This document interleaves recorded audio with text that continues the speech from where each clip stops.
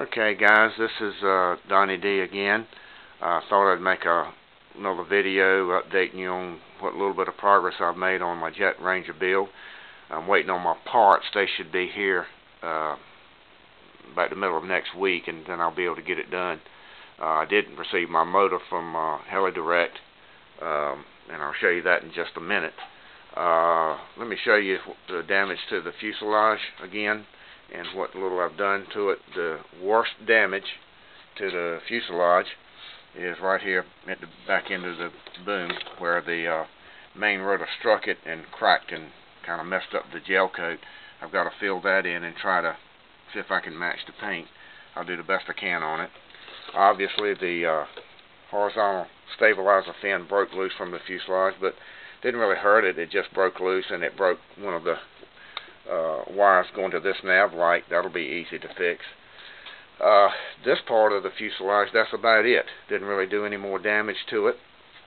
I lost the magnets, the canopy magnets, but I recovered them all using a drag magnet that I borrowed from one of my buddies at work. So I've got all my magnets back. I just got to reinstall them. Got all the parts pulled loose, my skids, everything pulled loose. The worst fuselage damage was actually done to the nose piece of the fuselage. It cracked it from right here in the windshield right up the seam here, right through the middle, so that the two pieces were sort of flopping around like that. But I've made the structural repair to it pretty easily, and I did it using this product right here called Goop. I know just about all of you have used it. If you haven't, you need to get you some. You can get it. I got this at Ace Hardware. You can probably get it at Walmart, places like that.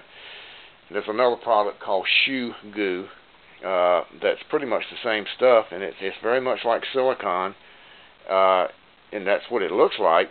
I don't know if there's any difference. This particular is clear. You may can get it in colors, but it's got a high tack strength, so if you glue in on something like canopy magnets or something, it'll hold them in place while it's drying. And it doesn't really dry hard. It stays slightly flexible, so it makes a really strong repair, and it's really fixed this canopy up really nice. It made it for a real easy repair, and I'm most likely going to use it to put my magnets on. But anyway, that's pretty much once I get all the cosmetic damage done to the fuselage, that's about all there is to that. Obviously the blades are wasted. I've got new ones on the way. Those parts are coming from Helicopter World. They should be here about Tuesday or Wednesday of next week. But anyway, over here to the mechanics. Obviously I've got the tail rotor assembly pulled off. Got them pulled out of got the mechanics pulled out of the fuselage. The only damage, I think, and the reason I haven't broken the head down yet, is it's easy to keep up with all the parts just like it is. But obviously the feathering shaft is wasted. I got a new one of those on the way.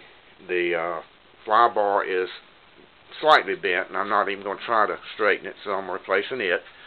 The only other damage I know of is right here on the elevator servo. It broke the servo horn, but just a few minutes ago I hooked the battery up, made sure the motor would still spin up, and it's fine. And all of the servos are working, so it didn't really damage anything else. ESC seems to be okay. Everything seems to be okay. Here's the motor that's in it now, with my homemade motor mount under there.